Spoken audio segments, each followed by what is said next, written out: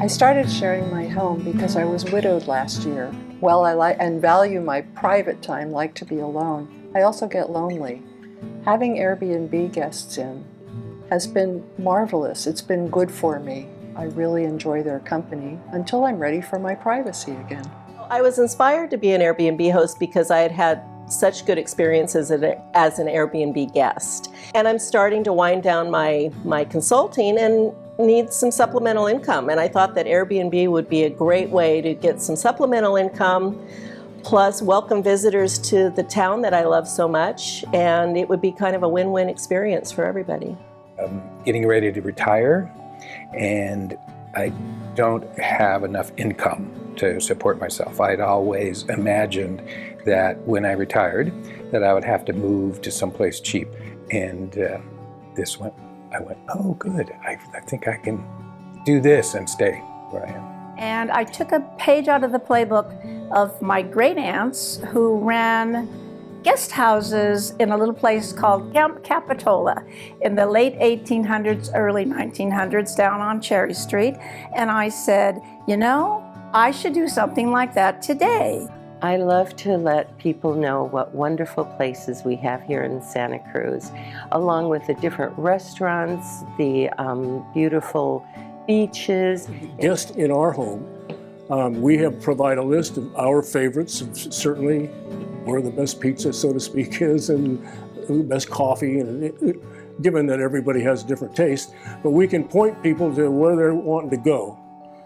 Oh, it's a great privilege to be a host for Airbnb. I love welcoming people into the home, but especially to this area that's so beautiful and so much to offer. I have a lot of guests that come from all over the world, and just to interact with them and hear their stories. I am passionate about bringing people to the community to show them this beautiful resort area that we live in, the mountains, the redwoods, the beaches, to also introduce them to other small businesses, restaurants, things in the area that are unique to us. You know, we're just a tight-knit community, and I want to bring people here and show them that. Part of making them comfortable or letting them appreciate where I live is introducing them to local businesses. There's definitely, I have a list of restaurants I recommend and activities, etc. And I've had so many people make a comment. It's like, oh, who knew this little Felton was so cool? One of the things that I do as an Airbnb host is I provide a binder of recommendations for restaurants, takeout menus. I definitely work to recommend businesses, events, and activities that are happening in the community. I love the flexibility of home sharing. My family comes up from Southern California. We have friends throughout the United States and Europe, and they are always welcome. And when I know they're coming, I block that time out, and it gives me that wonderful flexibility to continue that special time with my family, but also then meeting new people and offering my home to others. We have 10 grandchildren, 4 adult children, and of course, being at the beach, we do get a lot of requests from our family members to come and stay. And we are not in any interest at all of renting our home. That's where we live. We do enjoy hosting overnight tourists who've come to Santa Cruz to spend money. The thing I valued most, although the income is nice, it's been the guests. I just love meeting people. They've come from all over the world and all over the United States. I'm meeting people from Spain, Italy, you know, all over Europe, all over California, and I'm allowing them to bring their pets, so I make their pets as well, and you just feel like you're making a bunch of friendships all over the world. I love the flexibility that hosted rentals offers me. The flexibility to open up my home when I'd like to have guests stay here.